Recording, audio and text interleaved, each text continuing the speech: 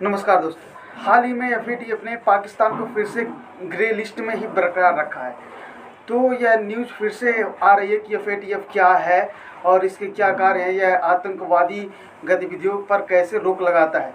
तो आज हम इस वीडियो में यही जानेंगे कि एफएटीएफ क्या है। तो चलिए वीडियो शुरू करते हैं। तो दोस्तों, एफएटीएफ के बारे में जानने से पहले इसका फुल फॉर्म जान लेते हैं। एफएटीएफ का फुल फॉर्म होता है financial action task force. FATF का गठन 1989 में हुआ था और यह G7 का जब एक बैठक चल रहा था पेरिस में, उस समय इसका फैसला लिया गया था कि एफएटीएफ को गठित किया जाए। FATF money laundering, terror funding जैसे मुद्दों पर दुनिया को विधायी और राजनीतिक इच्छा शक्ति पैदा करने के लिए एक मंच देता है। यह व्यक्तिगत मामलों के लिए नहीं है।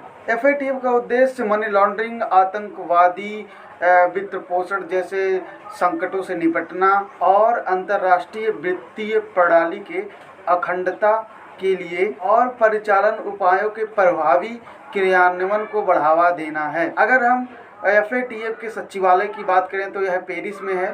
वर्तमान में एफएटीएफ में भारत सहित 39 देश शामिल हैं और भारत 2010 में एफएटीएफ का सदस्य बना था। अब हम एफएटीएफ में उपस्थित ग्रे लिस्ट, ब्लैक लिस्ट के बारे में जान लेते हैं। यह क्या होता है या किस तरह से कार्य करता है, क्योंकि मोस्ट इम्पॉर्टेंट चीज़ यही है।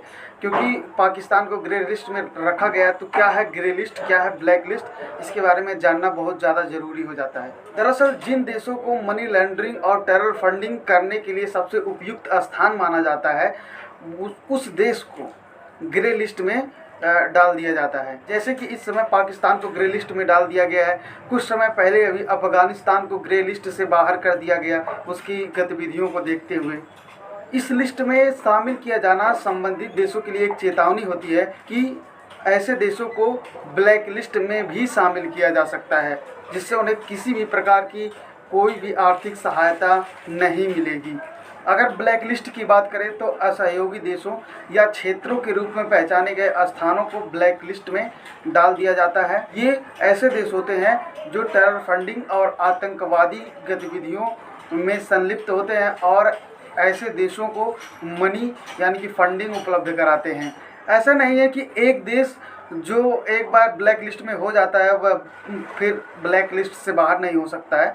इस सूची में देशों को शामिल करना अथवा इस सूची में से देशों को हटाना, यह पूरी तरह से एफएटीएफ की जिम्मेदारी होती है और यह नियमित रूप से इसमें बदलाव होते रहते हैं। अगर हम वर्तमान की बात करें तो इस समय ईरान और Democratic People's Republic of Korea को उच्च जोखिम क्षेत्राधिकार या यूं कहें ब्लैक लिस्ट में डाल दिया गया है।